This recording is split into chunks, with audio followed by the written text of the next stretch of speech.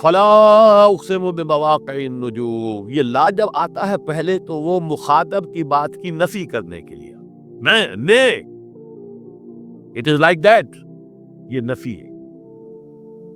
لا اقسم بیوم القیامہ، تمہارے خیالات غلط ہیں، میں قیامت کی قسم کھاتا ہوں۔ تو فرمایا فلا اقسم بمواقع النجوم، وقع یقع کے کیا معنی ہے؟ اور یہ سورت کون سی؟ واقعہ، اذا وقعت الواقعہ، وقع گر جانا، پڑ جانا، یہ ستاروں کے ڈوبنے کی جگہ ہے۔ فلا اقسم بمواقع النجوم وانہ لقسم لو تعلمون عظیم، اور اگر تم جانو تو یہ بہت بڑی قسم ہے جو ہم نے کھائی ہے۔ اس وقت کا انسان کیا سمجھتا کہ ستارے کہاں جاتے ہیں، کہاں غروب ہوتے ہیں، کہاں گرتے ہیں؟ آج ہمیں معلوم ہے۔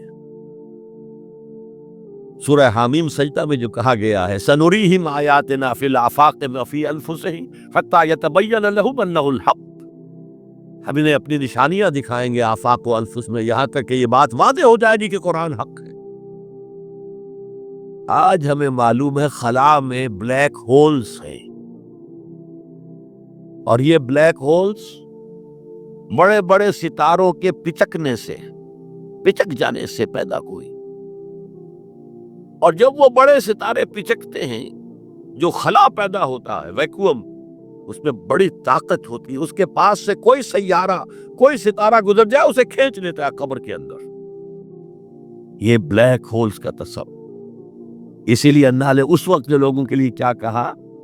فلا اقسم بمواقع النجوم وانہ لقسم لو تعلمون عظیم، انہ لقرآن کریم، یہ بہت باعزت قرآن ہے، فی کتاب مکنون، ایک چھپی ہوئی کتاب میں ہے، لا یمسہ الا المطہرون، اسے چھو ہی نہیں سکتے مگر انتہائی پاک ہستیاں۔ اس کے کیا معنی ہے؟ پہلی بات تو ہمیں معلوم ہو گئی، مراد فرشتے ہیں، بے ایدی سفرۃ کرام بررہ، اسی کی شرح ہو رہی ہے نا۔ اسی سے ایک فقہی مسئلہ نکالا گیا کہ بغیر وضو کے ہاتھ نہ لگاؤ، لیکن اس کا اصل مفہوم کیا ہے وہ سمجھیے۔ قرآن کی روح تک کوئی نہیں پہنچ سکتا جب تک کہ تزکیہ نفس نہ ہو گیا۔ اگر حب مال، حب دنیا، حب جاہ، حب شہرت، اگر یہ تمام محبت دل سے نکل نہ جائیں تو قرآن کی روح تک آپ کی اپروچ نہیں ہوگی۔ مولانا روم نے کہا ہے، اگرچہ ذرا میں سمجھتا ہوں کہ انہوں نے بہت سخت الفاظ استعمال کیے ہیں، ماز قرآن مغزہا برداشتے مصطفیٰ پیش سگا انداختے، ہم نے قرآن سے اس کا مغز لے لیا ہے، جو ایسنس ہے وہ کھینچ لیا، ہڈی کا گودا جو ہے وہ ہم نے نکال لیا، ہڈیاں ہم نے پھینک دی ہیں کتوں کے سامنے جو لڑ رہے ہیں۔ علم کلام کا مسئلہ ہے صفات حق سے جدا یا عین ذات، قرآن مخلوق ہے یا نہیں ہے، غیر مخلوق، اور بڑے بڑے ہو رہے اس کے اوپر، یہ کتے لڑ رہے ہیں ان ہڈیوں کے اوپر۔ ہم نے اس میں سے اصل شے نکال لی، وہ کیا ہے؟ اللہ کی محبت، اللہ کی معرفت، یہ ہے اصل شے۔ بعض قرآن مغزہ برداشت مصطفیٰ پیش سگا انداختے۔ تو جب تک انسان کا باطن پاک نہ ہو جائے وہ قرآن کے چھلکوں سے کھیلتا رہے گا، چاہے وہ کہنے کو مفسر ہو، قرآن کے باطن تک کبھی نہیں پہنچے گا۔ فی کتاب مکنون لا یمسہ الا المطہرون تنزیل من رب العالمین، یہ تھوڑا تھوڑا کر کے اتارا گیا ہے رب العالمین کی طرف سے۔ انزال کے معنی ہے دفعتاً اتار دینا۔ لیلۃ القدر میں آیا انا انزلناہ فی لیلۃ القدر۔ رمضان کے بارے میں شہر رمضان الذی انزل فیہ القرآن، باب افعال، لیکن حضور پر ایک دم نہیں اترا، تھوڑا تھوڑا تھوڑا تھوڑا 23 برس میں جا کر اس کی تکمیل کی۔ اب دیکھیے جو شکوہ کیا اللہ نے، کیا اس جیسی نعمت سے تم مداہنت کر رہے ہو، بے اعتنائی کر رہے ہو، اسے پڑھتے نہیں ہو، اسے سمجھتے نہیں ہو، اس پر عمل نہیں کرتے، اسے اپنا امام نہیں بناتے؟ تمہارا طرز عمل یہ ہے، بلکہ تم نے اپنا نصیب یہ بنا لیا ہے کہ تم اسے جھٹلا رہے ہو۔ غور کیجئے، جھٹلانا جو ہے دو طرح کا ہے۔ ایک ہے زبان سے کہنا، یہ نہیں ہے، کوئی اللہ کا کلام نہیں ہے، یہ قرآن وغیرہ جھوٹ، سب اساطیر الاولین ہے، یہ محمد نے گھڑ لیا ہے وغیرہ وغیرہ، جھٹلانا ہو گیا۔ ایک جھٹلانا ہے عمل سے جھٹلانا، مان تو لیا اللہ کا کلام ہے لیکن اس کی حرام کردہ شے کو اپنے لیے حلال کیا ہوا ہے۔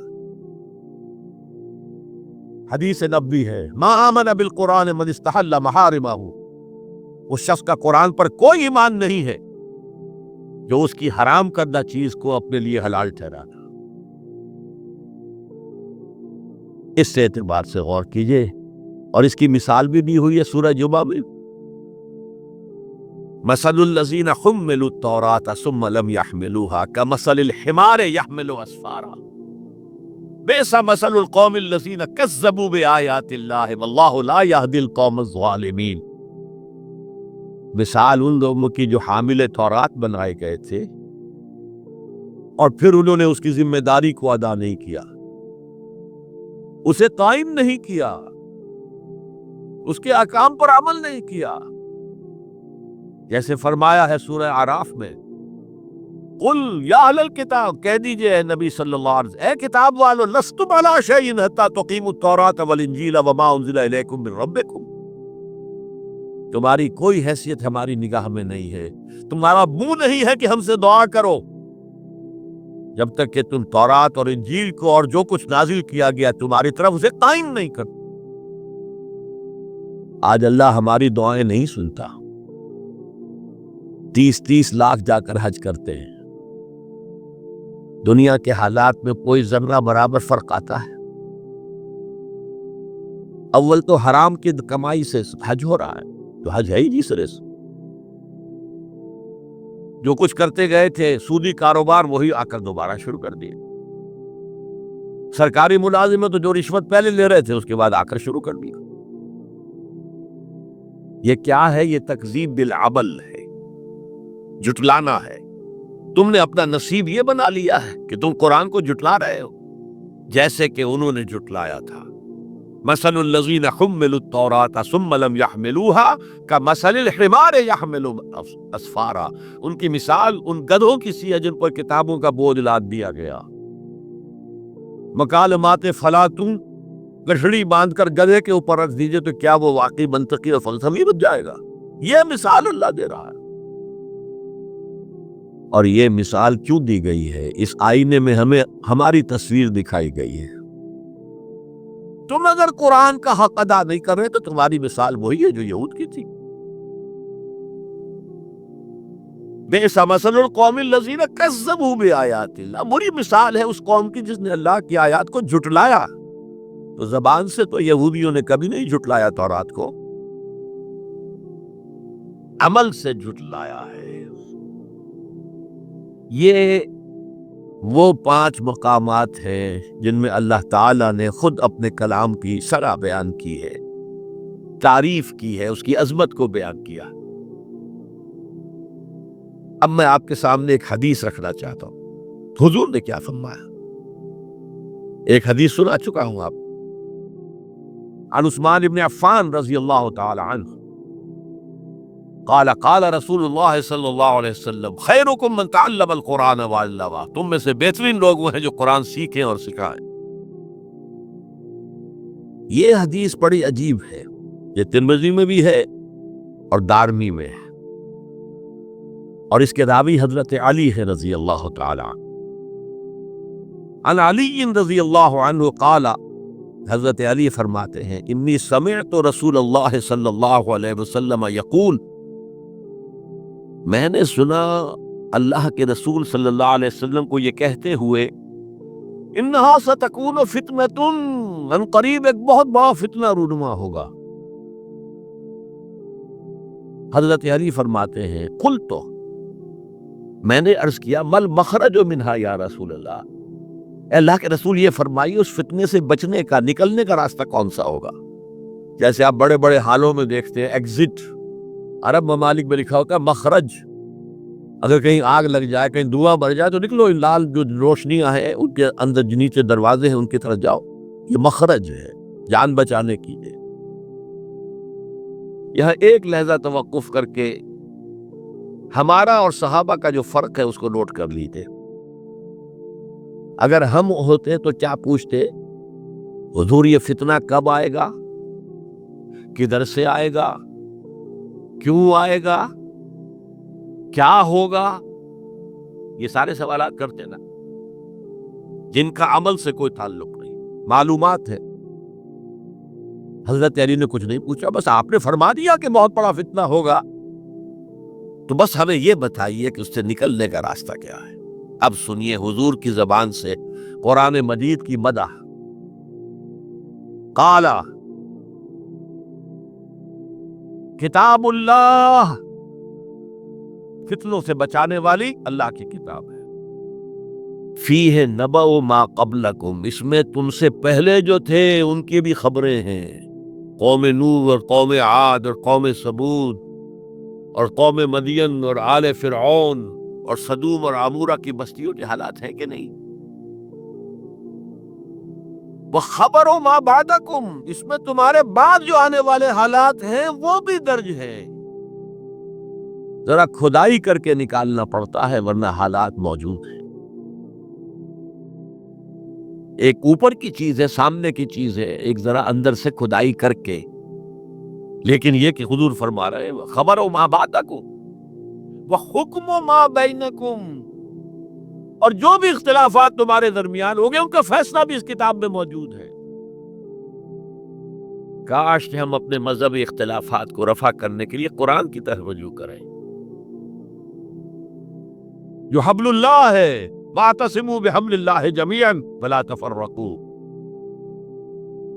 تو فرمایا کتاب اللہ فیہ نبأ ما قبلکم وخبر ما بعدکم وحکم ما بینکم، هو الفصل لیس بالحزل، وہ فیصلہ کن کلام ہے، ایسے ہی آبا گوئی نہیں ہے، یہ قرآن کی آیات ہے۔